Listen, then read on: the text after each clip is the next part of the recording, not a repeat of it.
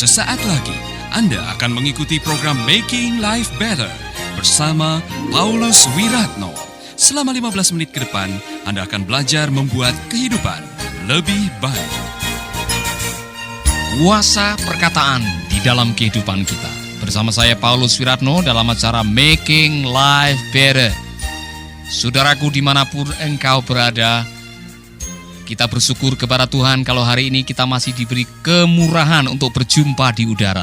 Dan tentunya dengan sebuah harapan, hari ini Anda menjalani kehidupan dengan lebih baik setelah mendengarkan program Making Life Better. Untuk sahabat-sahabat yang ada di Kuwait, di Irak, maupun di India, di negara-negara Timur Tengah, maupun yang ada di Hong Kong, di Singapura, Malaysia, di Australia yang mendengarkan Making Life Better, atau yang ada di pedalaman Kalimantan atau Irian Jaya, selamat berjumpa lagi dalam acara Making Life Better.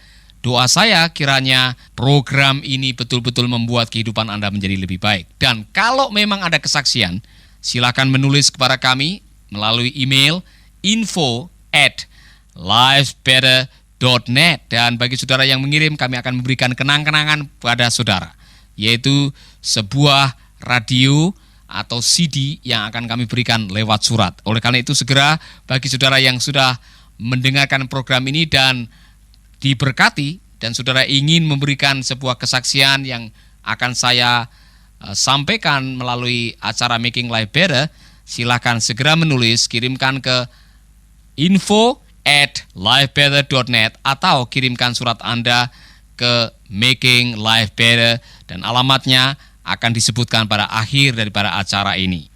Nah, untuk edisi kali ini saya akan membahas mengenai kuasa perkataan. Dengarkanlah kata-kata pepatah atau kata-kata mutiara dari berbagai negara yang menyinggung tentang kuasa perkataan. Orang Yunani bilang begini, lidah yang tidak bertulang, yang demikian kecil dan lemah, dapat menghancurkan dan membunuh. Coba bayangkan, lidah yang tidak bertulang, yang demikian kecil dan lemah, dapat menghancurkan dan membunuh. Dan berapa banyak orang yang hancur rumah tangganya, berapa banyak yang hancur persahabatannya, berapa banyak yang hancur hatinya, hancur cintanya, hancur kehidupan pernikahannya, gara-gara ucapan yang keluar dari lidah yang mungil itu. Sudah banyak sekali. Mungkin saudara sekarang adalah korban daripada ucapan itu. Maka benarlah kata-kata mutiara dari orang Yunani. Nah, orang Turki bilang begini, lidah lebih banyak menghancurkan musuh daripada pedang. Mungkin Perang Dunia Kedua yang mati 2 juta orang barangkali. Tapi berapa juta orang yang hari ini tidak bisa bernafas dengan baik, yang masih bergumul dengan sakit penyakit, yang masih bergumul dengan sakit hati, dan tidak bisa tidur nyenyak gara-gara ucapan yang menyakitkan. Benarlah kata-kata orang Turki, lidah lebih banyak menghancurkan musuh daripada pedang. Lalu apa kata orang Persia? Orang Persia bilang begini, orang yang lidahnya panjang akan cepat mati. Saudara-saudara, tolong diukur lidah saudara, keluarkan sedikit, bawa mistar, dan berapa panjang lidah saudara. Lebih panjang lidah saudara, lebih cepat mati katanya. Nah, bukan itu maksudnya. Bukan masalah panjang pendeknya lidah secara fisik. Tetapi ini adalah kata-kata pepatah. Orang yang tidak bisa ngerem mulutnya, itu maksudnya. Orang yang rocos terus, orang yang suka ngewes, orang yang tidak bisa ngerem perkataannya, bisa-bisa cepat mati. Nah, mungkin saudara kalau tidak percaya, jadilah orang yang selalu ngomongin orang lain, yang selalu membicarakan kejelekan orang lain, yang selalu memfitnah orang lain. Saudara akan menjadi orang yang cepat mati. Oleh karena itu orang Persia bilang, jangan biarkan lidahmu memenggal kepalamu.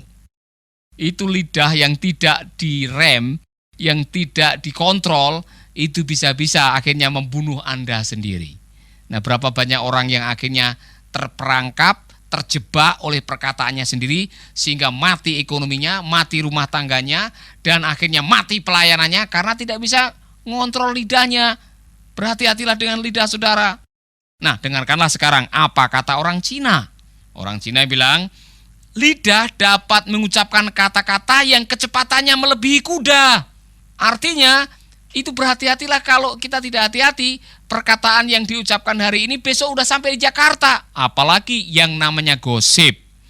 Baru diucapkan di kamar mandi, besok sudah sampai di surat kabar, besok masuk Metro TV, dan besok lagi sudah berkembang menjadi sebuah wacana yang bisa membuat kita yang mendengarkan bisa sakit hati. Itu sebabnya orang Cina mengatakan lidah dapat mengucapkan kata-kata yang kecepatannya melebihi kuda.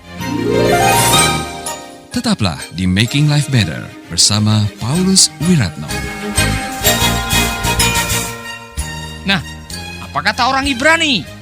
Orang Ibrani bilang begini, boleh saja kakimu tergelincir, asal jangan lidahmu. Artinya, boleh kau kepleset, tapi jangan suka ngomong kepleset-kepleset lah. Berapa banyak orang yang gara-gara ngomong kepleset sekarang sudah ada di kerobokan itu, mendekam di penjara. Berapa banyak orang yang kepleset-kepleset akhirnya berantem, akhirnya berkelahi, akhirnya berujung kepada bunuh-membunuh, gara-gara suka pleset-pleset ngomongnya. Dengarkanlah saudara kita yang dari Arab nih. Orang dari Arab ngomong begini, gudang besar lidah ada dalam hati. Artinya semua yang keluar dari perkataan itu datangnya dari hati. Kalau hatinya masih kotor, perkataannya kotor. Kalau hatinya penuh dengan kebun binatang, yang keluar ada ular, ada anjing, ada babi, dan ada yang lain-lain. Hati kita menentukan apa yang kita ucapkan. Oleh karena itu jagalah hatimu. Dan saudaraku, solusi terhadap perlombaan persenjataan, meningkatnya kejahatan, dan pelecehan serta banyaknya perceraian terletak di mana? Katanya terletak di lidah atau ucapan.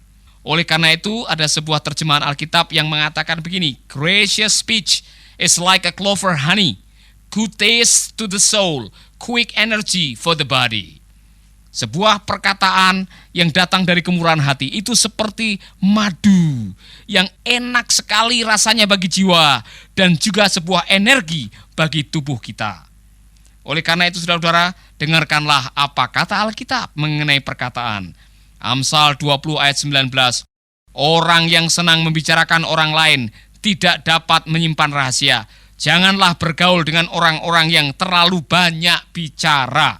Saudaraku, perkataan yang baik akan menyegarkan jiwa. Kata-kata yang ramah membesarkan hati, kata Amsal 12 ayat 25. Oleh karena itu saudara-saudaraku, belajarlah untuk kita mengucapkan kata-kata yang ramah, kata-kata yang lemah lembut, kata-kata yang menyenangkan, karena kata-kata itu bisa membesarkan hati. Oleh karena itu, seorang pakar pernah mengatakan, kalimat yang kita ucapkan yang mengandung dorongan bisa memunculkan karunia seseorang. Ada orang-orang yang sampai hari ini barangkali masih bingung, apa sih talenta hidup saya? Apa sih sebenarnya karunia saya? Apa sih sebetulnya yang menjadi kelebihan saya? Orang-orang itu masih bergumul, orang-orang itu masih belum menemukan karena belum ada orang-orang yang memberikan kata-kata dorongan. Tugas kita sebagai orang tua, sebagai hamba Tuhan, sebagai pelayan, sebagai teman, sebagai pimpinan, sering-seringlah mengucapkan kata-kata yang mendorong, kata-kata yang baik. Saya baru kenal dengan seorang yang bernama Bapak Pendeta Mervyn Westbrook. Dalam 1 atau 2 jam, dia mengucapkan kata-kata yang memberikan dorongan luar biasa kepada saya. Dia berkali-kali mengatakan, you are good man. Paulus, you are good man. Dalam waktu 2 jam mungkin saya mendengar sekurang-kurangnya 9 kalimat itu terucap. Dan tentu saja saya yang mendengarkannya, saya merasa terdorong. Saya merasa ada sesuatu yang baik yang muncul dalam diri saya karena ada perkataan-perkataan yang baik. Saudaraku, perkataan yang baik menyegarkan jiwa dan memunculkan potensi dalam kehidupan kita. Jiwa kita terdiri dari pikiran, perasaan, dan kehendak. Dan kalau ada perasaan yang tersentuh dengan kata-kata, maka pikiran kita juga diwarnai dengan kata-kata yang baik. Akhirnya muncul kehendak, keinginan yang baik yang keluar dalam kehidupan kita. Berapa banyak di antara saudara yang dulu waktu pacaran mendengarkan kata-kata pujian dari pacar Anda. Kemudian tiba-tiba setelah Anda mendengarkan kata-kata pujian, Anda berniat untuk melakukan yang terbaik bagi pacar Anda. Karena apa? Kata-kata yang baik menyegarkan jiwa kita. Perkataan yang baik juga bisa memuaskan pikiran kita. Oleh karena itu saudaraku, belajarlah mengucapkan dan juga mendengarkan kata-kata yang baik. Saya selalu memakai ilustrasi ini. kalau hidup saudara atau pikiran saudara itu anggaplah rumah saudara sendiri. Tidak mungkin Anda memasukkan sampah ke dalam rumah, ya kan?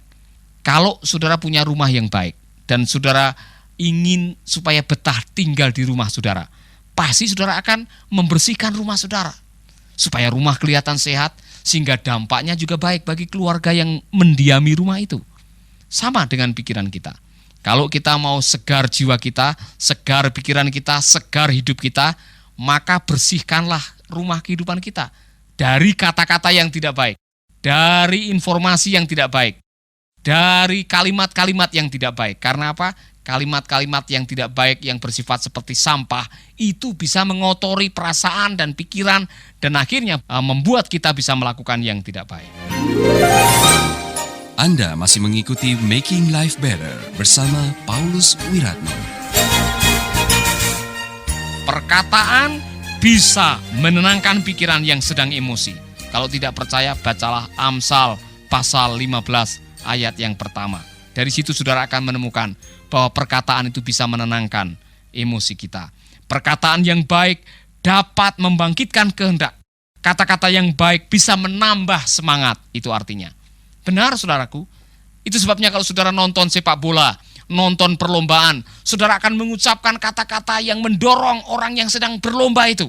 Karena apa? Kata-kata itu bisa menimbulkan semangat. Itu sebabnya dalam sebuah perlombaan selalu ada cheerleader. Ada orang-orang yang mencoba untuk menggerakkan orang lain, mengucapkan kata-kata yang baik, atau melontarkan kata-kata pujian. Ayo maju terus, maju terus, maju terus. Karena apa? Kata-kata itu bisa membangkitkan semangat bagi yang mendengarkannya.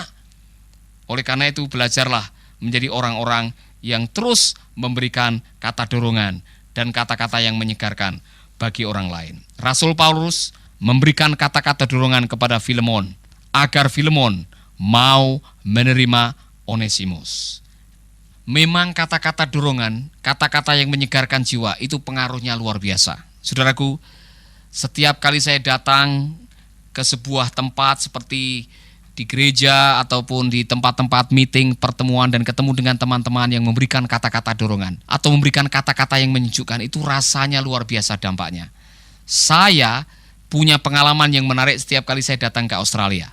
Setiap kali saya bicara di sebuah gereja atau menghadiri sebuah mission conference atau sebuah meeting, dan saya ketemu dengan teman-teman hamba-hamba Tuhan atau pengusaha-pengusaha, mereka selalu memberikan kata-kata dorongan. Kata-kata yang menyejukkan, kata-kata yang sifatnya menghargai, menghormati. Dan saudaraku, saya merasa bangga, saya merasa terdorong, saya merasa dihargai.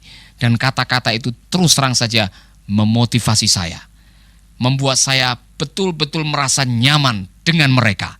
Tapi kalau saudara bertemu dengan orang-orang yang baru ketemu sekali, langsung mengkritik Anda, menjelekkan Anda, mencari kelemahan, merendahkan Anda, tentu saja Anda tidak akan betah bersama dengan orang itu. Carilah teman yang mendatangkan kata-kata yang ramah, kata-kata yang menyejukkan, dan kata-kata yang menyegarkan jiwa Anda. Masih dalam edisi-edisi yang lain, saya akan membahas mengenai kuasa perkataan. Karena dunia ini haus akan perkataan-perkataan yang bisa memberikan dorongan. Saya pernah mendengar, tiap malam ada 2 miliar orang yang tidur dengan rasa lapar. Tetapi ada 4 miliar orang yang tidur dan rasa lapar akan kata-kata dorongan. Kiranya kita menjadi orang-orang yang memberikan kata-kata yang ramah setiap hari untuk orang-orang yang ada di sekitar kita. Selamat mencoba, Tuhan memberkati.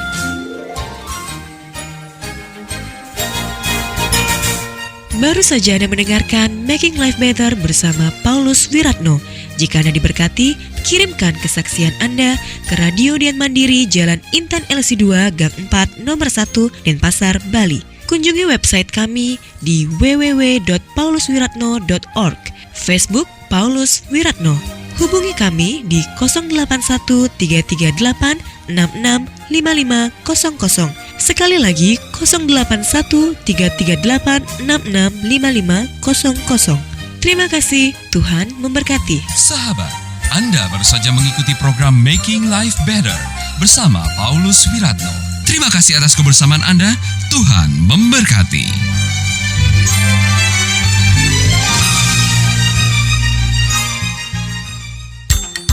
Kabar gembira, Bagi sahabat pecinta program Making Life Better dan Kata Bijak, mulai sekarang sahabat bisa mendengarkan program ini melalui handphone sahabat. Download sekarang juga aplikasi Making Life Better melalui Play Store atau App Store secara gratis.